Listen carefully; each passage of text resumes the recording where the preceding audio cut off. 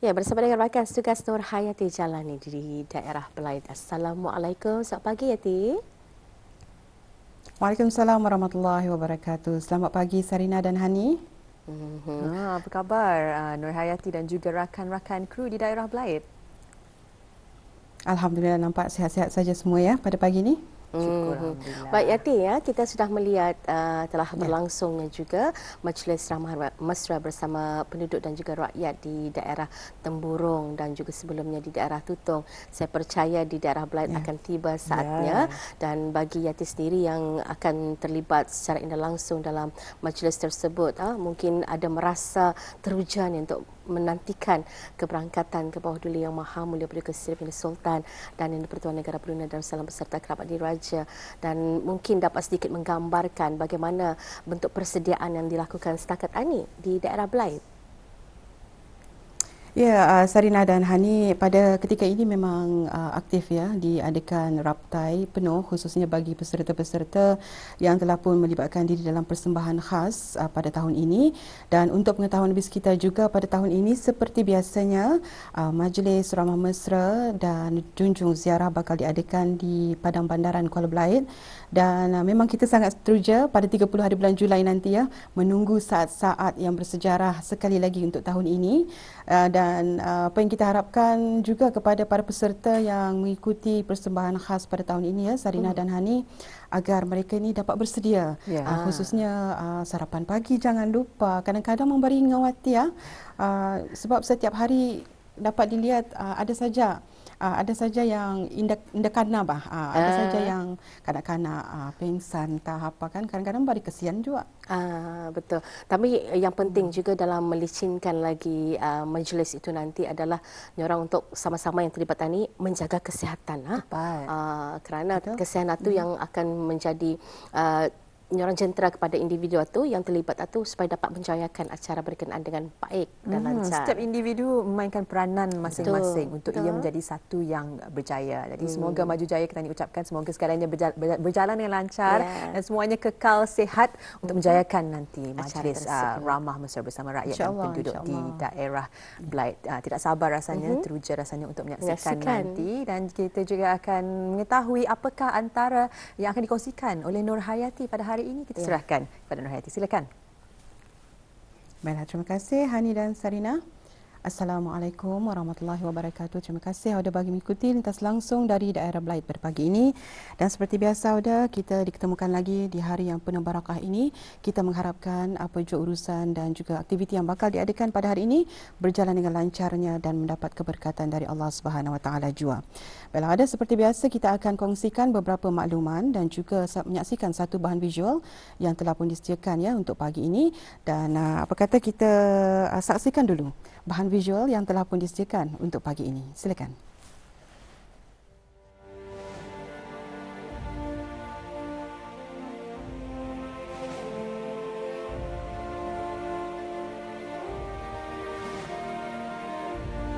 Mesti mau datang masuk kerja, dia punya mood, happy mood. Kalau bekerja mudah, boleh kerja apapun boleh. Kalau tidak mudah, kurang tidur macam itu, masuk pun tidak boleh. Kemana mau kerja lagi?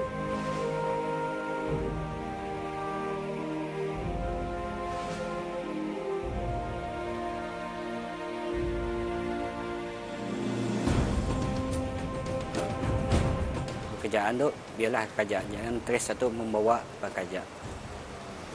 Macam orang stres tu kadang tadi dimarahinnya. Tadi dah tahu apa kan, dia marahnya apa ni, tadi diam sajalah. Tadi cuba tadi tolong dia sehatkan sajalah. Apa yang diperlukan, aneka macam bawa semayang ke apa macam jangan fikir terlalu lah. Dah lama stres boleh jadi bila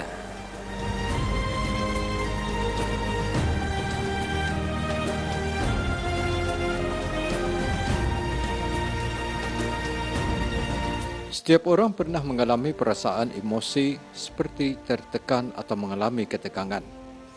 Stres merupakan sebahagian dari kehidupan manusia. Artinya bahawa manusia tidak akan pernah luput dari pengalaman merasakan ketegangan dalam hidupnya. Ia merupakan asam garam dalam kehidupan. Bezanya hanyalah pada tahap stres yang dialami oleh seseorang itu, sama ada serius ataupun tidak. Gangguan emosi ataupun jiwa yang mengakibatkan kepada stres ataupun depresi.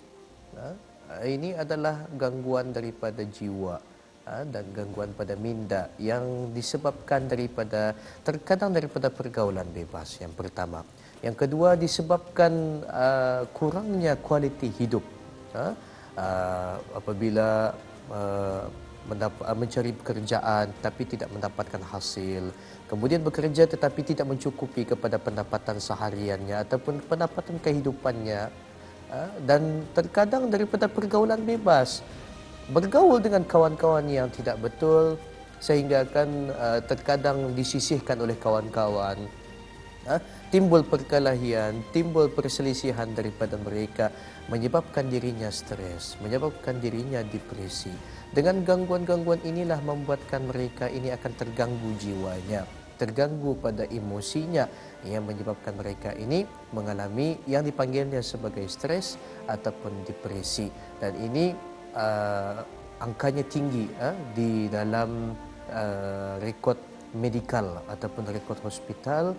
Banyak orang yang mengalami gangguan emosi sekarang ini, tidak hanya berlaku kepada orang tua tetapi juga berlaku kepada anak-anak muda sekarang ini.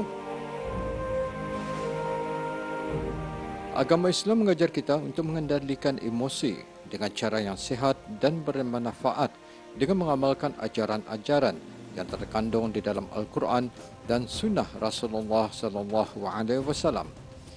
Di samping berdoa, berusaha dan bertawakal kepada Allah, orang yang beriman berasa yakin bahawa setiap ujian atau cabaran yang dihadapi itu mempunyai hikmah yang tersurat dan tersirat. Salah satu daripada ubat untuk menenangkan jiwa itu adalah bersolat. Yang kedua, dengan bacaan Al-Quran.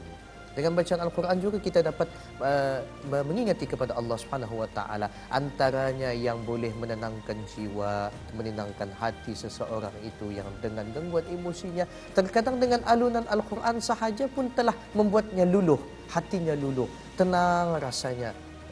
Dan ia tidak merasakan apa-apa, hilang dunia ini di matanya, hilang dunia ini di telinganya, kerana di dalam hatinya ada Al-Quran, didengarkan kepadanya Al-Quran, maka gangguan-gangguan tadi itu akan hilang dengan serta-merta, tetapi dengan syarat harus istiqamah, harus berterusan. Kalau hanya sehari dua, mungkin gangguan itu akan kembali, tetapi harus diistiqamahkan. Begitu juga dengan salat, maka dengan itulah, dengan salat itu tadi akan membantu kepada seseorang yang ada gangguan emosi atau gangguan jiwa tadi, akan setiap hari menjadi setiap saat menjadi tenang. Dan yang ketiga tadi saya sebutkan sudah, yang pertama salat, yang kedua baca Quran, dan yang ketiga tadi adalah berzikir kepada Allah Subhanahu Wa Taala. Berzikir ini sangat membantu hati. Ia adalah proses membersihkan hati, untuk hati itu menjadi bersih dan tentram kepada Allah Subhanahu Wa Taala. Maka zikir, yakni zikir itu mengingati kepada Allah. Apapun zikir, la ilaha illallah, subhanallah, alhamdulillah, Allahu akbar. Banyak zikir yang diajarkan oleh para ulama, dan Nabi SAW juga banyak mengajarkan zikir-zikir untuk menenangkan hati. Dan antaranya yang dapat diamalkan ialah la ilaha illallah. Nabi sebutkan dalam hadisnya, jaddidu imanakum, perbaharuilah iman kamu dengan mengucapkan la ilaha illallah.